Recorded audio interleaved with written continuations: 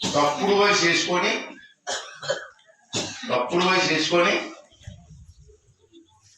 3,20,000 మందికి దొంగ పెన్షన్ తీసుకున్నారు. తప్పు కదండి.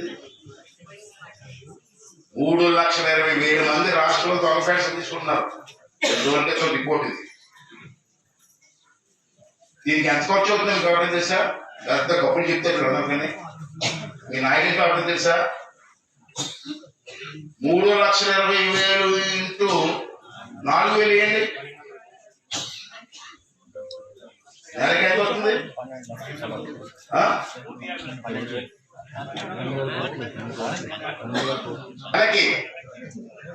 నెలకి ఈ తప్పుడు పెన్షన్ తీసుకున్న వాళ్ళకి దొంగ పెన్షన్ అంటాను.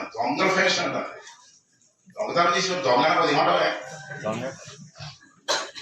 వారికి నెలకి 120 కోట్లు ఇస్తారు.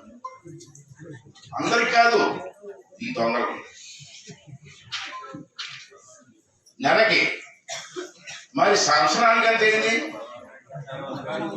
1,440 కోట్లు సంవత్సరానికి.